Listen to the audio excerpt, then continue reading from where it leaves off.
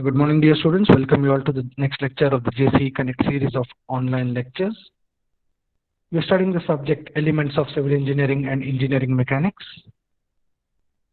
So in today's class, we will be going to the concept of coplanar non-concurrent force system, wherein we will be studying moment of a force, couple, and Varignon'S theorem. So let us start with today's class. So first, let us try and understand what is the definition of a moment. So moment of a force. The turning effect produced by a force on a body is known as the moment. The magnitude of the moment is given by the product of the magnitude of the force and the perpendicular distance between the line of action of the force and point or axis of rotation. So now let us see what is a moment. So it is the turning effect produced by a body. So now when we talk about a turning effect, the best example is a wall clock or your watch which is there on your hand. Okay, it is fixed at the center. All the hands of the clock are fixed at the center and they are rotating about it. So we have two types of moments. So moment is nothing but the circular action produced by a force on a body. Okay, so that is what is a moment. So we have two types of moments. One will be clockwise and other will be anti-clockwise. Now all the machines have a rotor which rotates. Okay, those all are the moments. Now even your vehicle wheel is rotating. Okay, it is moving. It is a moment. You have a fan which is rotating. Again, it is a moment. So moment is nothing but a circular action or a turning effect produced by a force on the body. So we have generally two types of moments. One is a clockwise moment which we take positive. One is an anti-clockwise moment which we take negative. Now for example, say if this red colored is an beam element and we are applying a force on it and it is holding, we are holding that at one end. Okay, so now when that force yellow colored is applied, what will happen to it? That red colored beam will start rotating in a clockwise direction. So similarly now, if we take one more similar beam, and in this case we are applying a force from bottom. Now when the force is applied, how will the beam start to rotate? When it is held at one end, it will start to rotate in anti-clockwise direction. Okay, so this is what is moment. So the beam without the force was stable. It will not move. But what happened? When the force came at one end, it started to rotate. So that turning effect produced by the force is termed as a moment. Now this black colored O mark, okay, which is there at the end of the beam, we term it as moment center. Okay, we term that point as what? Moment center. It is that point about which the rotation is happening. Now when you take the clock, the center of the clock where all its hands or arms are attached is the moment center. About that the arms of the clock will rotate.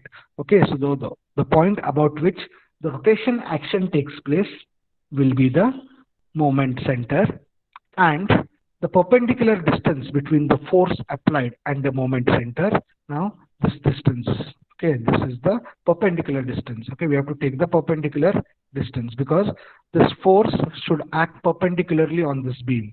So this distance we term it as an lever arm or moment arm. Okay, we term it as an lever arm or moment arm. And by the definition, moment, how we find the moment? Moment is the product of force into this perpendicular distance or the lever arm. So if I write moment is equal to what? It will be the product of force into the perpendicular distance.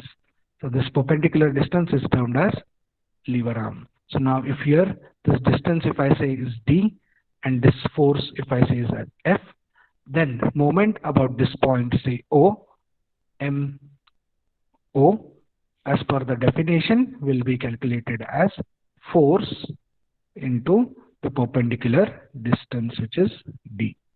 Okay, so this is how the definition of moment goes. So moment is the turning effect produced on a body by a force, and its magnitude is calculated by the product of the force and the perpendicular distance. Now I've taken that red colored element horizontal. It can be vertical also. Okay, it can be vertical also. So it depends. Now if you take this mark as the center of the clock, so here this is one arm of the clock. This will rotate in clockwise direction. Okay, so clockwise direction we take it as positive, and anti-clockwise direction we take it as negative. Okay, so where you have seen this rotational effects, okay, where you have seen these. So for example, if you are entering a garden, okay, many times you have one gate which is rotating, so that at a time only one person can enter. That gate rotates. Okay, that is nothing but the moment. Okay, so moment is nothing but the turning effect produced, okay, which is found out as a product of force and a perpendicular distance. So this is what is moment of a force.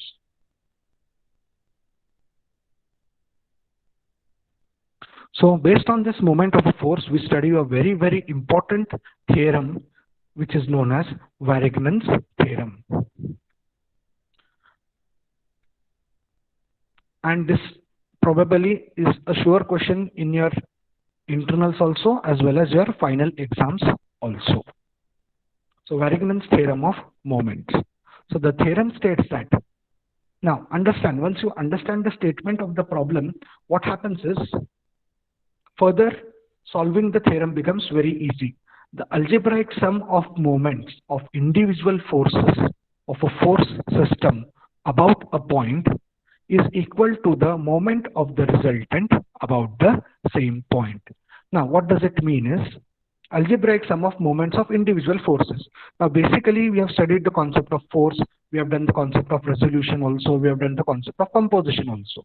Now if we have two forces, if we want to replace that two forces by a single force, which force we can say that is a single force? It is the resultant. Okay, so resultant is a single force which can replace those two forces. Now similar thing Varignon's has applied. If two forces are causing some rotational action, and we don't want two forces to do that work, we want one single force to do that work, then which will be that single force doing that work? It will be the resultant. Okay, so if two forces in a system are producing a moment, say 10, okay, moment of 10 units is produced by two forces in a system. Now if you replace those two forces by a resultant, a single resultant, and then we calculate the moment, again that resultant also will produce a moment equal to 10 units only. That is what is the statement of Varignon's theorem. The algebraic sum of moments of individual forces about a point is equal to the moment of the resultant about the same point. So say if you have two forces which are producing a rotational effect about a point, if you replace those two forces by a single force which we term as a resultant, that resultant also will produce the same turning effect at that point. This is what is Varignon's principle or Varignon's theorem or principle of moments. Okay, so Varignon's theorem is the same, Varignon's principle is the same, principle of moments is the same. Don't get confused or don't get worried what it is. So once again I am reading the statement. The algebraic sum means what? Addition. Algebraic sum means addition of individual moments. Means one force is causing one moment m1, another force is causing another moment m2. So when we add m1 and m2, we get m. What is m? It is the moment produced by a single force. That single force is nothing but the resultant. So the statement is very simple. So m1 plus m2 is equal to m. So what is m1? Say moment produced by force p1. What is m2? Moment produced by force p2. What is m? Moment produced by the resultant of two forces p1 and p2. So this statement, once you understand, it goes very, very, very easy. So now here I'm giving you all an animated representation how we can write the statement. Consider a point at which two forces P1 and P2 are acting. Okay, so there are two forces acting at a point P1 and P2. Let R be the resultant of these two forces. Let R be the resultant of these two forces. Let that resultant have an angle theta with x-axis. Now consider a point B. Okay, you have seen a point B on y-axis. I'm considering that point. Let that be that moment center. Now what is a moment center? Moment center is that point about which we calculate the moment. So now let D1, D and D2 be the moment arms, that is the lever arms or the perpendicular distances from the moment center. Moment center is B. Then, as per Varignon'S theorem. Now, once again I'll go back to the statement. Okay, once again I'll go back to the statement. The algebraic sum of moment of individual forces of a force system about a point is equal to the moment of the resultant about the same point. So here in the force system, which are the two forces? Any one of you? Yes, P1 and P2 are the two forces. Correct, right. P1 and P2 are the two forces. Now, what is the definition of moment? Force into perpendicular distance. So we have the perpendicular distance D1 and D2. So if I want to calculate the moment produced by the force P1 about point B, how will I calculate? P1 into D1. P1 into D1, as simple as that, P1 into D1. Similarly, if I want to calculate the moment caused by force P2 about point B, so P2 into D2. Now what does the statement say? P1 into D1, which is moment of force 1 plus P2 into D2 should be equal to what? R into D. R into D, exactly. Yes, very good. Okay, as per Varignon'S theorem, algebraic sum of moments of individual forces, okay, should be equal to the moment caused by the resultant. Now, when I see here, this is P1 into D1. This is nothing but the moment caused by the force P1. Now this is P2 into D2. This is moment caused by the force P2. P2 is here. So now we are adding this algebraic sum. Okay, we are adding this. So this, as per Varignon'S theorem, should be equal to R into D. Now what is R?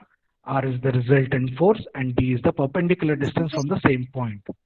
Okay, so this is what is the easy statement of Varignon'S theorem.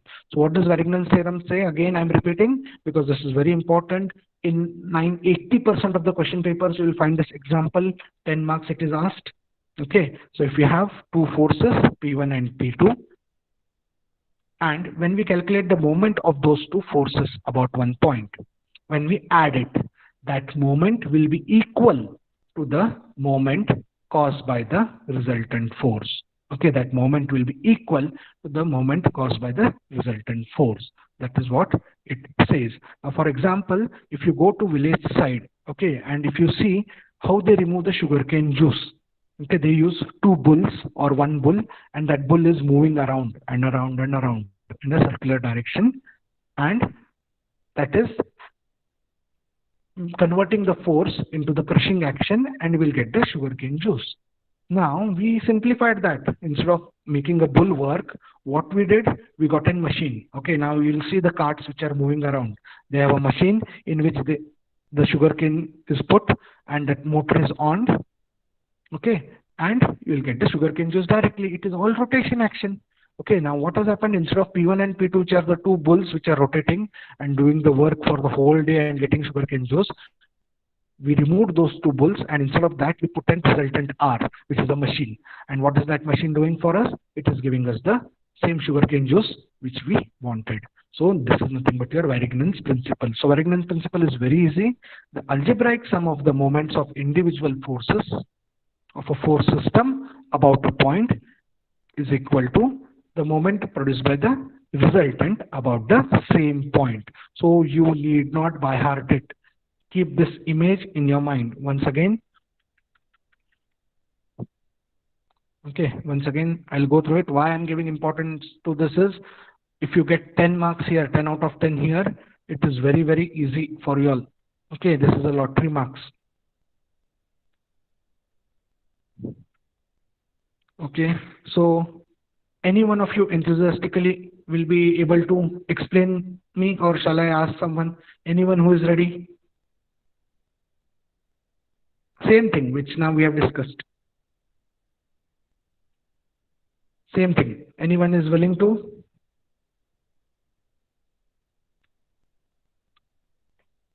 So now here, Karthik Desai, are you there? Karthik Desai. Karthik.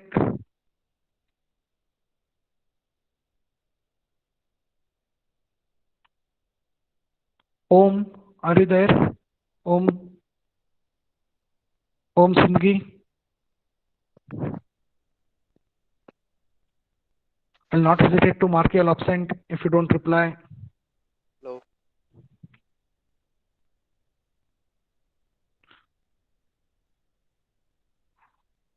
So now we have a force system here, P1 and P2 forces. We have a resultant R which subtends an angle theta. So as per Varignon'S principle, okay, what we say is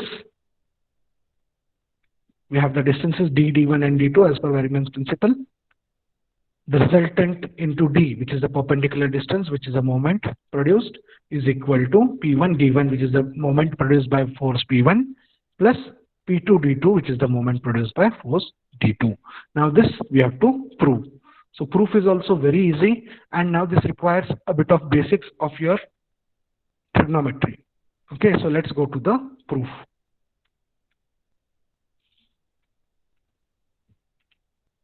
So these are the actual sketches which we take.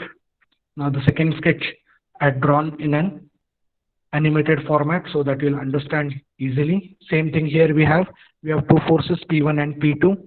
R is the resultant. R is the resultant. So in this diagram, we have represented the forces as the sides of the parallelogram so that it is easy for analyzing. Then here we have removed that parallelogram and got to the figure which I had put up, which X and Y are your axis. Axis will be perpendicular, so this angle is 90 degrees. You should not have a doubt because axis always will be perpendicular.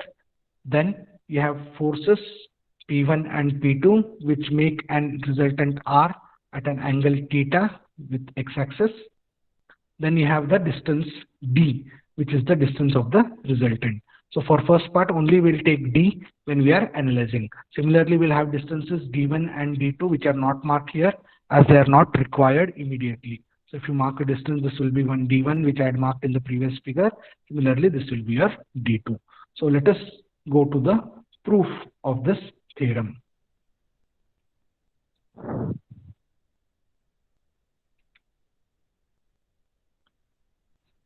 So the same thing I've explained to you all. Let AB join AB and consider that as the axis, theta be the angle. Okay, so now this is the most important part of the theorem. Okay, this is the most important part of the theorem. This angle is theta. Okay, this angle is theta. So automatically I get this angle also as theta. So now if your geometrical skills, trigonometrical skills are good, you will understand it directly. Or else no textbook gives an explanation for this. Okay, so how to understand this is this total angle covered is 90 degrees because this is the angle between the two axes. Okay, and this part is theta. Okay, this part is already theta. So this remaining part has to be how much?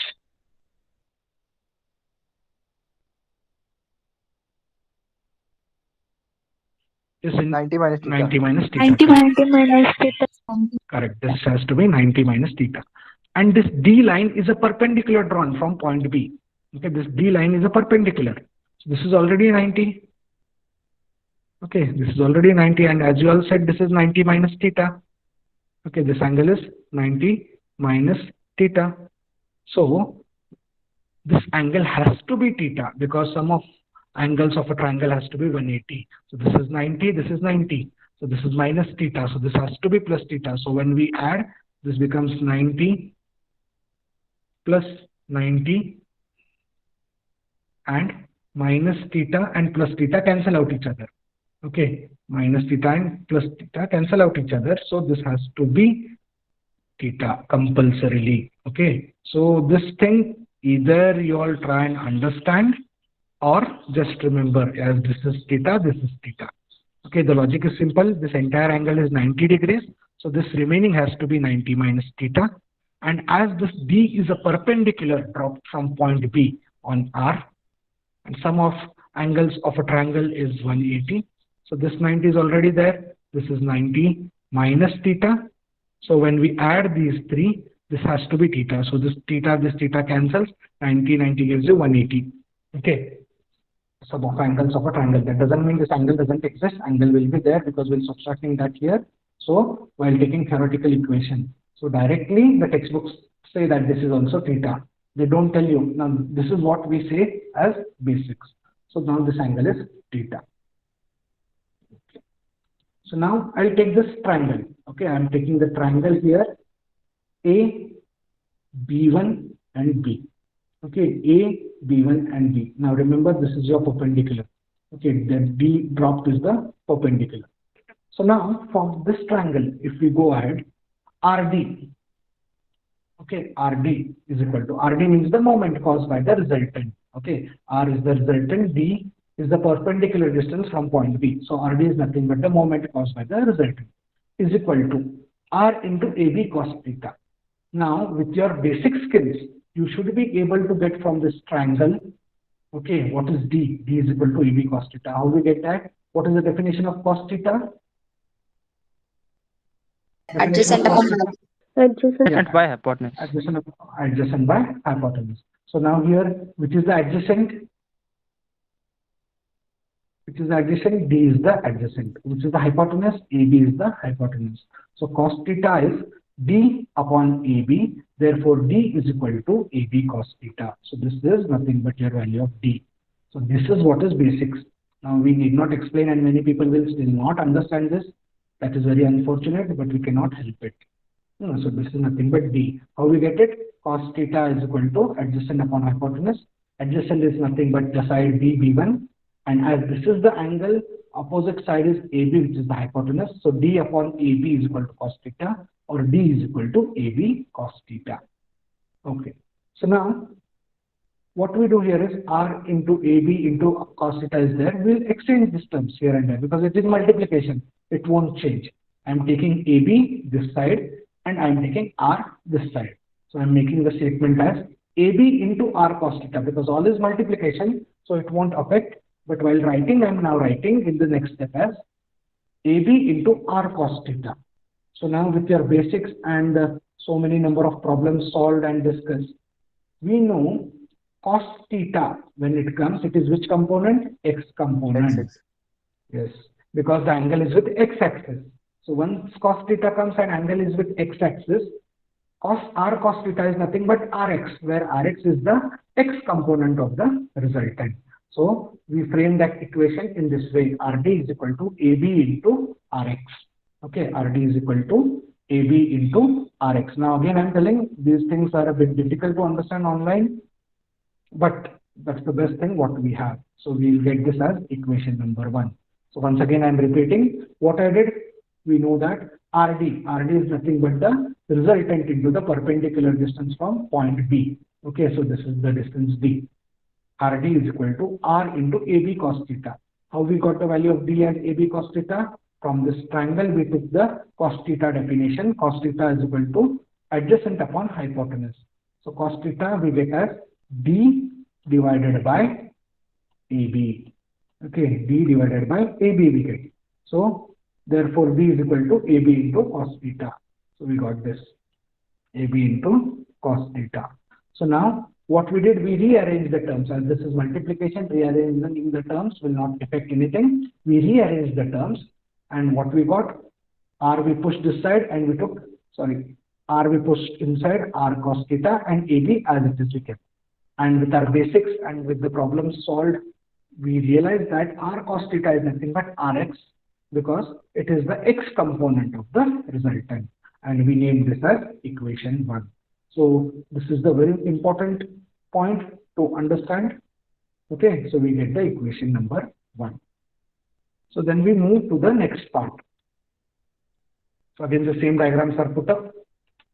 So now, as we got Rx, okay, for R we got Rx. Similarly, we have two other forces, P1 and P2. So for them also we'll get P1x and P2x. Very much similarly, AB is the same side. Okay, AB won't change. Okay, AB remains the same because it is on the axis. Okay, see here, for all the three distances that we take now, if I am taking a distance here, say this distance, in the first diagram I've explained you, this is D1, which is the distance of the force P1. Okay, now same as we did for the resultant, if we take now this triangle, say I'll name this point as one more, I'll name this as say B2, and this distance is D1. Now if I take a triangle B2 with the distance D1 and do the same thing which I did at resultant, I'll get the same equation, P1 into D1. Previous equation was R into D. Instead of R, P1 is there. Instead of D, D1 is there. Is equal to AB remains constant because it is there for all. And instead of R, which is this force now, P1x. Okay, so now see the similarity here. When I go to the previous slide, I have this equation here. Okay, R into D. Now in place of R, what is coming? P1 comes. In place of D, what will come? D1. You did not find because it is all similar. Okay, in place of R, P1, in place of D, D1, AB remains as it is. Only instead of Rx, what component will come? P1 का कौन सा आएगा part? X आएगा. P1x. Similarly, again, in place of R, in the next case, we'll take P2. In case of D1, it will be D2. And instead of P1x, it has to be P2x. So this is how easily we use the nature of this diagram, because 1, 1, 1 triangle only will be formed. So this we will use. So if we again go back to this figure which I had put up, see here were those distances which we are talking. In first case, we took only this part. This triangle we took. When we go to the second case, I'll take this part will remain same, AB will remain same, but my triangle I'll take up to here only, because it is concerned with the force P1. Sorry, I'll take the triangle here. It's concerned with the force P1. And then third case, when I go, I'll take this D1 wala triangle, because D2 it is concerned with D2. So this is how we play. Okay, once I take D1, D unknown, next I take D1 unknown, next I take D2 unknown. And similarly, we get this. It's quite easy to understand. I feel so from my point of view, and hopefully you are also getting the point. So we need not solve it again for all those things. Okay, directly here, similarly, what we can write is similarly, what we get, P1 will into D1 will be AB into P1x, P2 into D2 will be AB into P2x. These equations are similar to which equation? R into D is equal to AB into Rx. Okay, so that cos theta and all we need not write again, because here already while proving this we have proved that Rx is nothing but R cos theta. Similarly here P1x is nothing but P1 cos theta. P2x is nothing but P2 cos theta.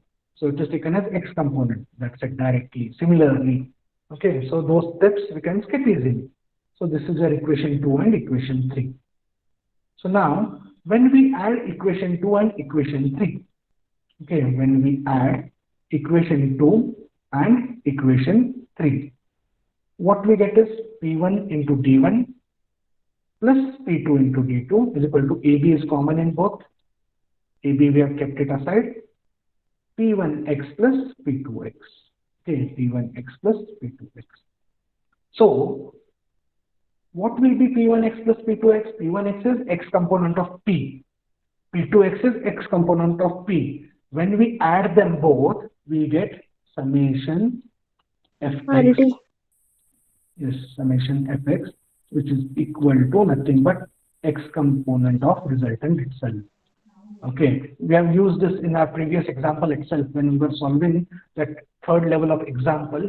We have used this equation summation fx equal to rx when that resultant was acting along x-axis only.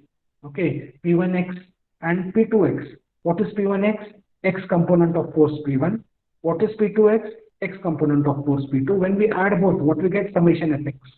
Okay, what we get? Summation fx. But summation fx is nothing but your rx itself. So this is this both I am replacing by rx. This both I am replacing by rx. So this forms my equation number 4. Okay, this forms my equation number 4. Now this is what I have explained, x component. Now when we say equation number 4 and equation number 1, okay, when we compare equation number 4 and equation number 1, AB into Rx are common in both equations. So if we go back here, we had this equation number 1. Okay, we had this equation number 1, in which what had happened? You had got an equation where you had AB into Rx term was there. Okay, that was equal to RD in this case. Now when we came here, again we got equation number 4. Okay, again we got equation number 4, in which what happened? Again that term is there, AB into Rx is there. So when we are comparing 1 and 4, these both terms are same. So this remaining part and the other part of equation 1 also got to be the same. And when we write that, it is nothing but our Varignon'S theorem. That is R into D is equal to P1 D1 plus P2 D2. Because in previous equation, okay, what we observed here, this was nothing but R into D. This was common in both. Equation number 1 also, equation number 2. That means these both are same. RD is equal to P1 D1 plus P2 D2. This is your Varignon'S theorem. So I too had to struggle a bit to prepare those graphics or those animated PPTs type, because so that arrows will come together and all. And from my side, I am put my best effort so that you can understand. And again, I'm telling this is not easy to understand, and I'm open for this discussion. You can call me, you can ask me, you can text me. So once again, briefly, I'll explain you all this Varignon'S theorem. I'm reminding you all this is very important, and from final exam point of view also, this question is very important. So what does Varignon'S theorem say? The algebraic sum of moments of individual forces. Individual force बोले तो कौन सा force? P1 and P2. Those two individual forces. When we take the moment is nothing but the definition says force into perpendicular distance. So when we take the moment of the two forces, okay, that same effect we can get by using the resultant moment of the resultant. That is what is Varignon'S theorem. The algebraic sum of moment of individual forces of a force system about a point is equal to the moment of the resultant about the same point. So for this, what we took two forces, P1 and P2. We took a resultant R, which had subtending angle theta with x-axis. Then we took a point B. From there, we had lever arms or the perpendicular distances, D1, D2, and D, respectively. Then the statement we read as R into D, that is resultant into the perpendicular distance. That is the moment caused by the resultant. Some textbooks also write this as MR. Okay, that is moment caused by the resultant. This should be equal to moment caused by the forces. Excuse me. Okay, so this is moment caused by the resultant should be equal to the moment caused by the forces. So this they name as M1 or MP1, and this they might name it as M2 or MP2. So this is in short, this is also one form of Varignon'S theorem statement where MR is R into D, that is resultant into the perpendicular distance. M1 is force P1 into the distance, M2 is force P2 into the distance D2. So this slide was very important, where we understood, we took the theorem, proof in hand, and we got one statement RD, that is R is the resultant into the perpendicular distance is equal to AB. AB is the common side for all. So we have taken AB into Rx. Rx is the R component, X component of the resultant. So we name this as equation 1. So on similar lines, now we removed R. Instead of R, we took P1. So we got the equation P1 D1 is equal to AB into P1X. Then we took the force P2. We got the equation P2 D2 is equal to AB into P2X. Then we added those equations, equation number 2 with equation number 3. We found AB is common, and when we found AB is common, we took AB outside, P1X plus P2X. Then we realized from our basic knowledge that what is P1X plus P2X? P1X plus P2X is nothing but the X component of the resultant. The X component of the resultant, Rx. So instead of P1X plus P2X, we replaced it by Rx. We got this equation 4. And then we realized that when we compared equation number 1 and 4, this term is common in both. AB into Rx is existing in this equation also and equation 1 also. And when we compared those two, we could conclude what is the proof of the Varignon'S theorem. So this is how the Varignon'S theorem goes. Okay, so I'll share the notes immediately of this Varignon'S theorem as soon as the class gets over, so that you can make a note of it and that will be there in your internals. Now with this I'll be putting a problem, so that this is an easy question now, you all know it is coming. So with this you got to solve one problem. Okay, so this is what is Varignon'S theorem. So who is in a hurry to put the attendance? This is the last class, don't be in a hurry. So the last concept of today's class is easy one, couple. So how we define a couple? Two equal and opposite and parallel forces separated by a perpendicular distance form a couple. Okay, two equal, opposite and parallel forces separated by a perpendicular distance form a couple. Now I request you all not to think of any other couples. Okay, just concentrate on the couple formed by the forces only. Okay, your brains will start running here and there. Don't think it is a couple which is formed by forces, nothing else. So what is a couple? It is two equal, opposite, okay, I missed a spelling. Two equal, opposite and parallel forces separated by a perpendicular distance form a couple. So what action the couple does is, it causes a rotational action. Now say this is a couple, this will cause a rotational action. Okay, so now this force will go like this and this will go like this. So force, it is nothing but application of moment only. So couple is nothing but two equal, opposite and parallel forces separated by a perpendicular distance which cause a rotational action. That is what is a couple. So in a couple, properties are two equal, opposite, parallel forces are required to form a couple. Unequal forces will not form a couple. Forces have to be parallel, forces have to be opposite in nature. Then magnitude of the moment of the couple is equal to product of the magnitude of one of the force and moment. Okay, that is nothing but a definition of moment is only. Okay, force into the perpendicular distance. Resultant force of a couple is 0.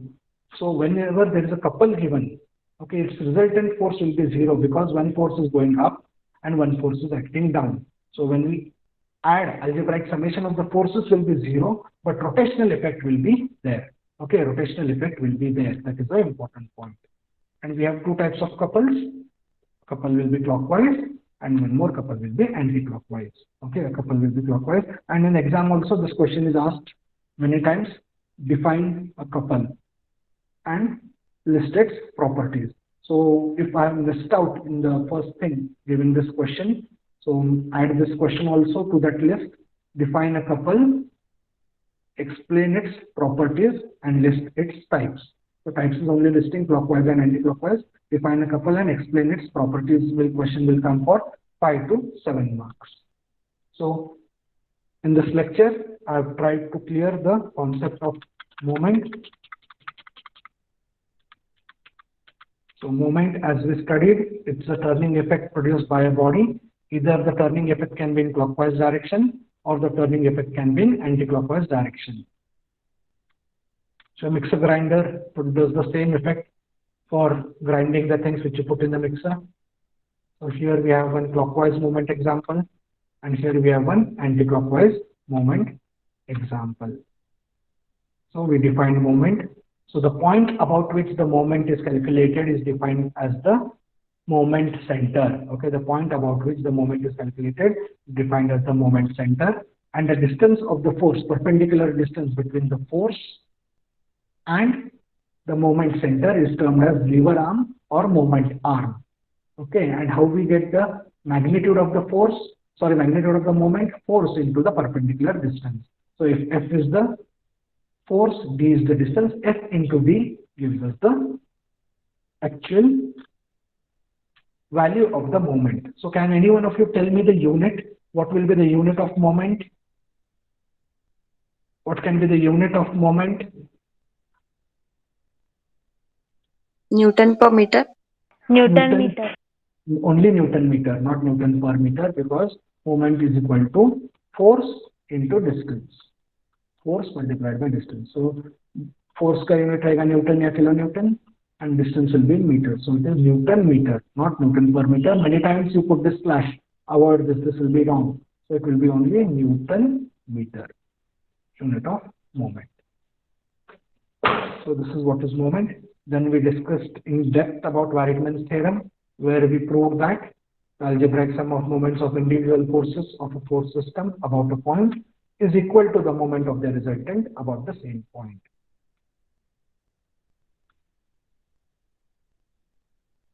Proof we discussed. This was the main part in the proof, where we took that triangle. We found equation number 1, which is common to force P1 and P2. Directly this equation we translated for P1 and P2. Got equation 2 and 3, added, then found that equation number 4 has same part as equation number 1, equated both, and the conclusion was your Varignon'S theorem's proof. This is what we got, the Varignon'S theorem. Next, we understood what is a couple. Two equal, opposite and parallel forces separated by a perpendicular distance form a couple. They cause a rotating action. Then we discussed the properties of the couple and types of the couple. So I request you all to put your name and roll number as an attendance. And any discussions are there on this, you are free to contact me. Thank you for attending the class. Have a good day.